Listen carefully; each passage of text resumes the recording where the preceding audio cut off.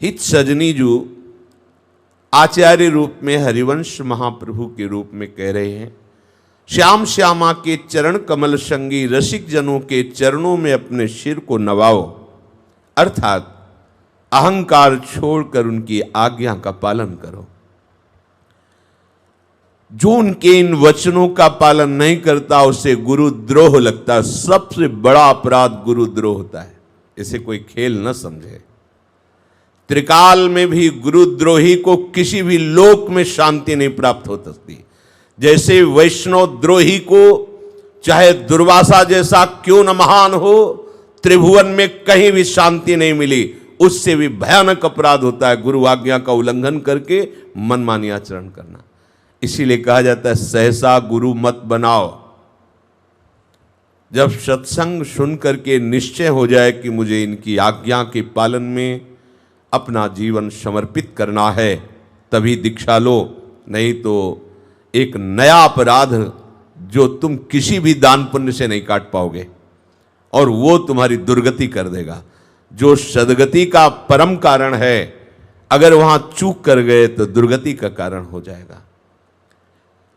जो आचार्य और गुरुदेव के वचनों को पालन नहीं करता उसे गुरुद्रोह लगता है। वो अपने मन को जो अच्छा लगता है वही करता है, जो गुरुद्रोही होता है। जो मन को अच्छा लगता है रात दिन भले बना करके साधना करे, एक तो असंभव, जैसे कई बार सत्संग में कहा है कि गुरुद्रोही के हृदय में मंत्र प्रकाश हो ही नहीं सकता, असंभव, हो ही नहीं सकता। वो एक तार मंत्र जप कर सके ऐसी उसमें सामर्थ्य नहीं है, क्योंकि ये केवल गुरु कृपा से ही सामर्थ्य आती है। वो चाहे जितना रात दिन बना करके साधन करे, वो सब अन्यथा हो जाता है, व्यर्थ हो जाता है। यह है अधर्म, यह है सब हानि। जो इस प्रेम धर्म के अनुयायी हैं उनको इस बात से डरते रहना चाहिए, सावधान रहना चाहिए कि गुरुद्रोह कहीं जीवन में हमारे माथे पे न लग जाए। अगर वो गुरुद्रोह लग गया तो इत व्यवहार न उत परमारथ, बीच ही बीच जो जन्म गंवायो, जो धर्मिन सो प्रीति करत नहीं, कहा भयो धर्मी जो कहायो।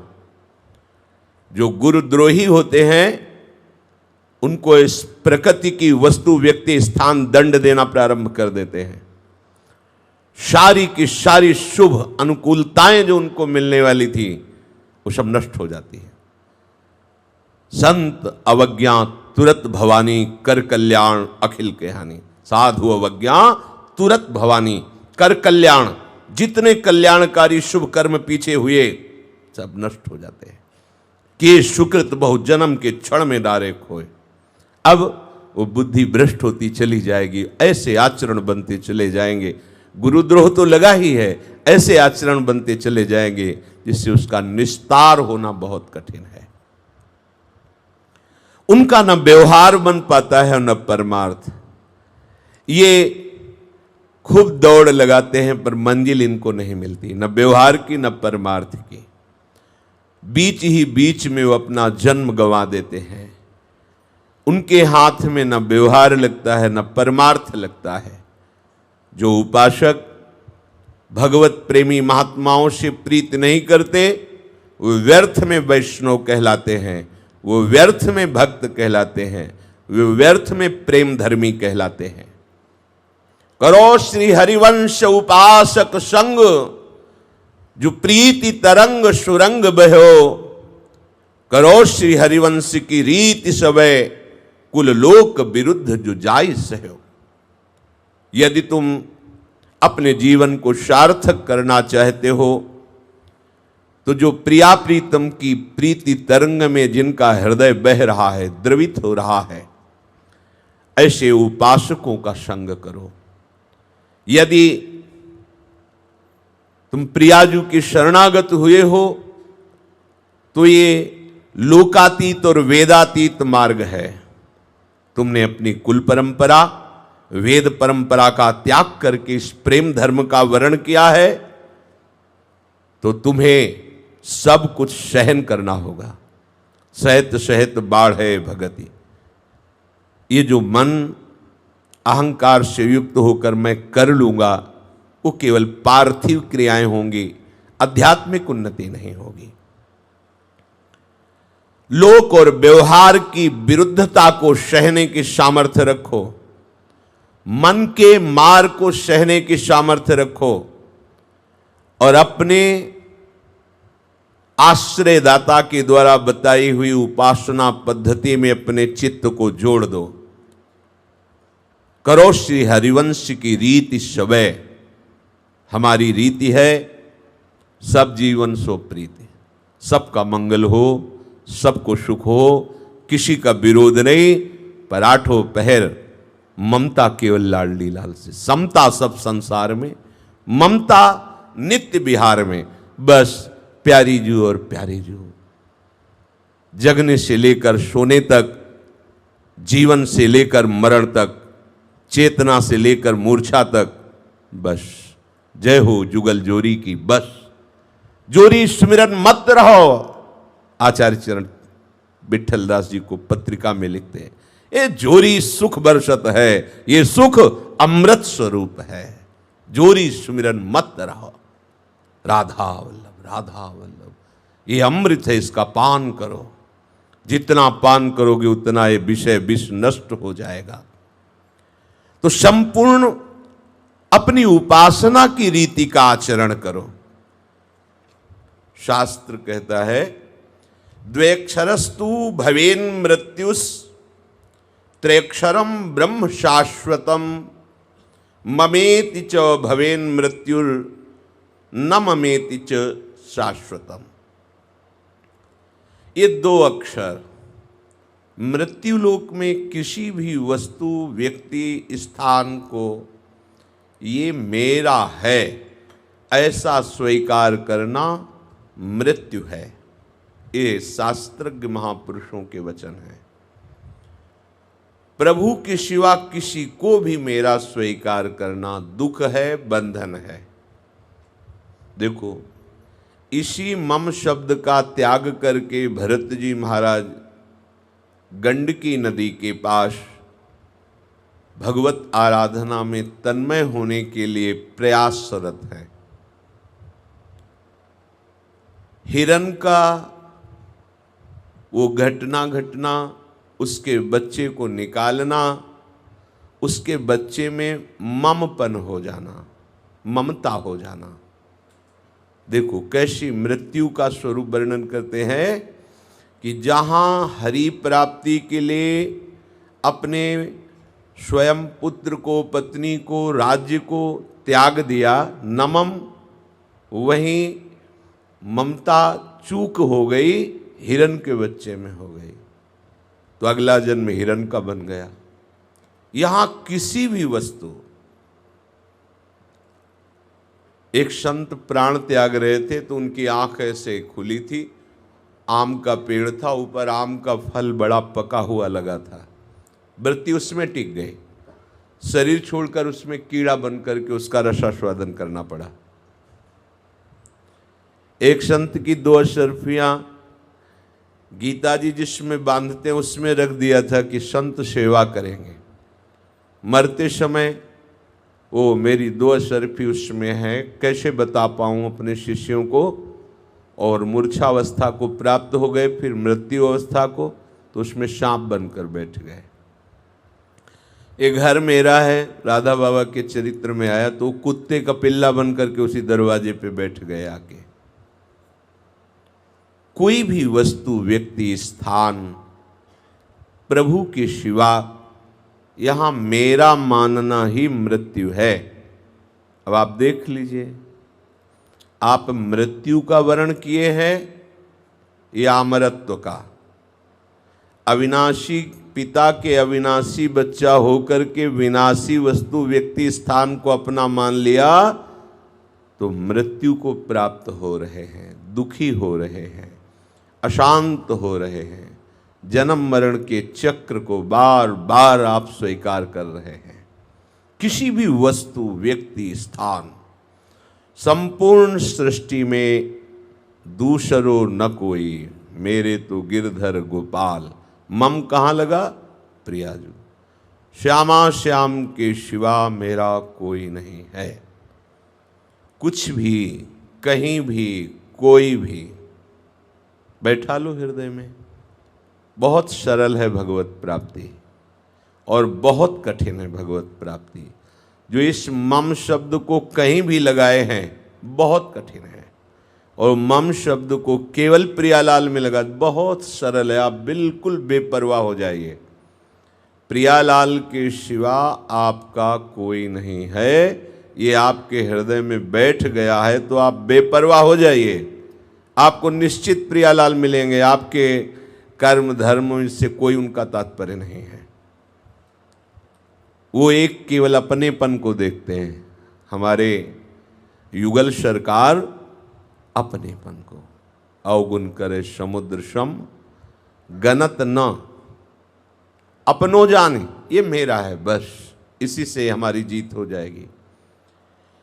अब ये जो मम शब्द हम जहां जहां फंसाए हैं ये हम नहीं हटा सकते। हटाना हम ही को है, पर इसके हटाने का विवेक भगवत प्रेमी महात्माओं के संग से मिलता है। इसलिए बहुत शोध करके हरिवंश महाप्रभु ने ये कहा, श्याम श्यामा पद कमल संग शिरनायो। श्याम श्यामा के चरणारविंद के जो प्रेमी जन हैं, अनुरागी जन हैं, उनके चरणों में सिर नायो। सिर नायो का तात्पर्य होता है अब हम मनमानी नहीं करेंगे। पंचांग प्रणाम, साष्टांग प्रणाम मतलब संपूर्ण समर्पण। अब आप जैसी आज्ञा करेंगे वैसे ही हम चलेंगे। कोई यहाँ ये विचार कर सकता है कि सामने वाला छलिया हो तो हम तो समर्पण कर रहे हैं, पर सामने वाले में वो योग्यता ना हो तो हमारा तो सब कुछ बेकार हो जाएगा। तो आप किसी व्यक्ति का समर्पण नहीं कर रहे, गुरु को समर्पण कर रहे हैं, रसिक प्रेमी को समर्पण कर रहे हैं। भावना आपकी क्या है? सदगुरुदेव हैं या रसिक महापुरुष हैं। तो आपकी भावना के अनुसार सर्वत्र व्याप्त तत्व जो गुरुदेव है वो आपको संभालेगा। अगर सामने से छल कपट भी है तो वो आपके सामने आकर शुद्ध भागवतिक हो जाएगा, क्योंकि आपका भाव जो है वो परम पवित्र है। जब आप अपने भाव को समर्पित करेंगे तो भाव को ग्रहण करने वाले भावग्राही जनार्दना वो बीच में, क्योंकि वो सच्चे सदगुरुदेव हैं, वही गुरुदेव हैं। गुरु गोविंद न भेद कराई, अभेद है, गुरु और गोविंद अभेद है। जो अखंड मंडल में जड़ चैतन्य में व्याप्त तत्व है वो आपका गाइड करेगा, वो आपको संभाल लेगा। उनसे वही बुलवाएगा जिससे आपका मंगल होगा, उनसे वही करवाएगा जिससे आपका मंगल होगा। आपको बिल्कुल संशय शून्य हो जाना है।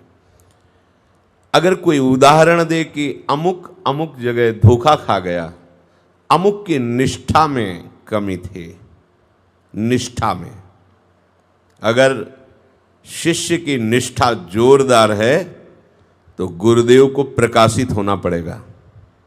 गुरुदेव को प्रकाशित होना ही पड़ेगा, चाहे जो रूप लिए हों, चाहे वो पाखंडी रूप लिए हो, छलिया रूप लिए हो, कपट रूप लिए हों, उनको सत्य सच्चिदानंद रूप में प्रकाशित होना पड़ेगा।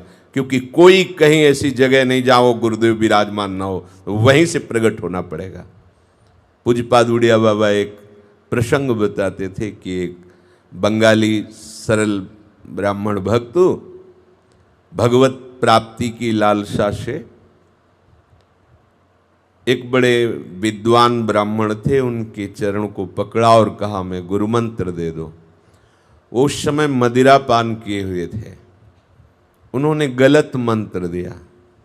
उसने साष्टांग प्रणाम करके बस अपने गुरुदेव का ध्यान करते हुए उसी गलत अशुद्ध मंत्र को जपा। 1 वर्ष व्यतीत हुए, उसकी परम पवित्र भावना, परम पवित्र निष्ठा, तो जगत गुरु को चैन नहीं पड़ा।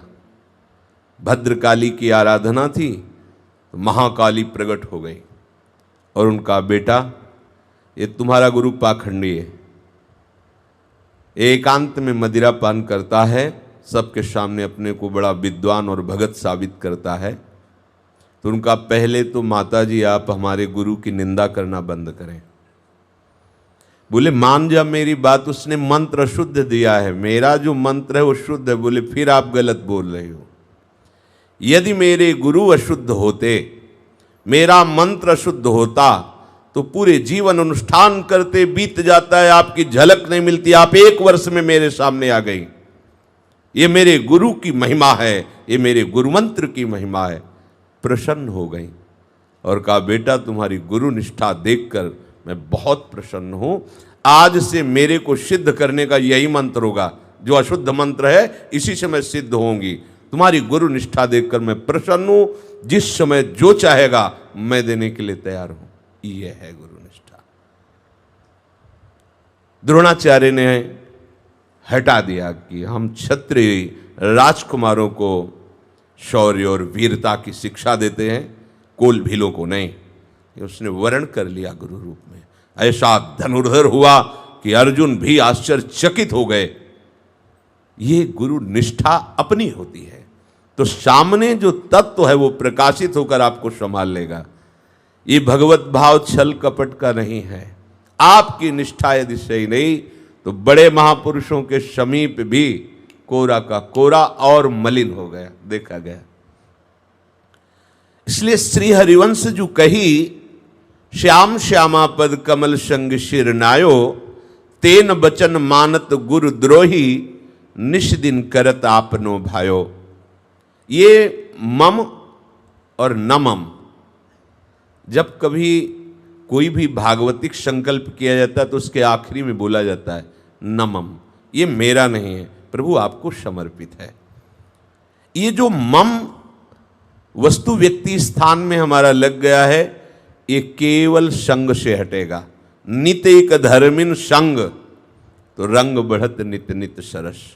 हमारे रसिक महापुरुष जन कहते हैं ये अहमता ममता ये जग में है दुखदाई, ये जब श्री जी की ओर लगे तो होत परम सुखदाई। कैसे लगेगी श्री जी की ओर, कैसे लगेगी? तो रसिक मंडली में या तन को नीके ढंग लगाओ, दंपति यश गाओ, हर्षाओ, हितसो रीज रिझाओ।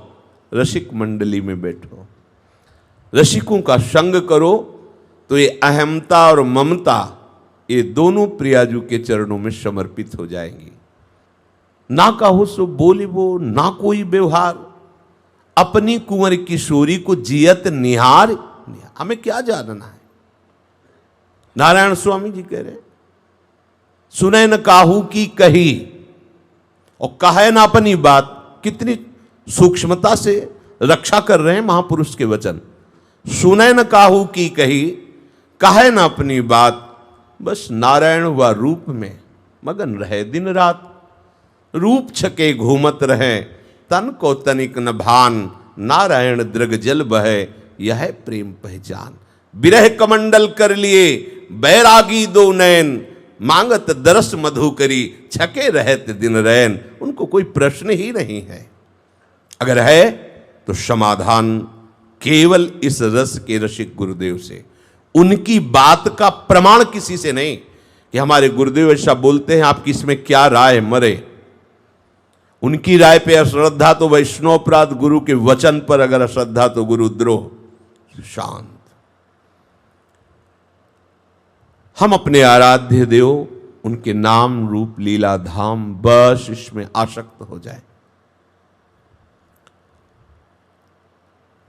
श्री हरिवंश धर्म में जे जानत, प्रीति की ग्रंथि तही मिली खोलत। साधारण भाव में बता रहे हैं, हमारी प्रीति की गांठ बहुत जगह लगी हुई है। जननी जनक बंध सुत दारा, तन धन धाम सुहृद परिवारा, ये गांठ वहीं खुलती है रसिक जनों के संग।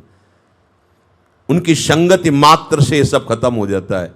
जो वैराग्य करना बड़ा कठिन है, हंसते हंसते खेलते खेलते वो कार्य हो जाता है, जिसके बाद हम पीछे सोचते हैं कि छोड़ना क्या, छोड़ने की बात सोचना भी कठिन था, वो सब छूट गया। कैसे छूट गया? बोले रसिकों की कृपा कोर से छूट गया। और असाधारण भाव कि अपने हृदय की प्रेम की धरोहर केवल रसिकों के सामने ही रखे, अन्य जगह नहीं। अर्थात अपने प्रिया प्रीतम की प्रीति की बात केवल प्रिया प्रीतम के प्रेमी जनों से ही करे, अन्यथा नहीं। नहीं तो आपते जाए, जो औरन ते संभाषण करे तो आपते जाए, ताते मौन गहनो उचित है। श्री ध्रुवदास जी विचार सिद्धांत लिए, ताते मौन रहनो, मौन गहनो, मौन रहनो उचित है ना।